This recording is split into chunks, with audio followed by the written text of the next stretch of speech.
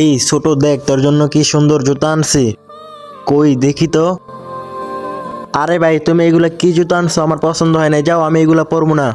এত কষ্ট করে কাম করে ছোট ভাইয়ের জন্য জুতাগুলো আনছি আর ছোট ভাই পছন্দ করলো না। এই ভাই তোমার এই বোতলটা দিয়ে দাও না প্লিজ। আরে তুমি এই বোতল নিয়ে কি করবা, এই বোতলে তো পানি নাই। আরে ভাই আমার এই বোতলটা দিয়ে কাজ আছে, প্লিজ তুমি আমাকে দিয়ে দাও। আচ্ছা ঠিক আছে নাও।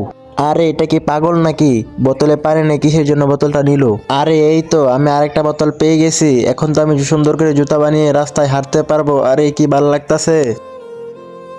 আরে ভাই এটা কি, ওই বোতল দিয়ে জুতা বানিয়ে পড়তেছে আর আমার ভাই আমাকে এত সুন্দর জুতা কিনে দিল, আমি পছন্দ না করে রাগ করে চলে আসলাম। না এখন আমি বাসায় গিয়ে আমার ভাইকে সরি বলি, জুতাগুলো প্যাকেট করে এখনই আমি আমার ভাইয়ের কাছে চলে যাই।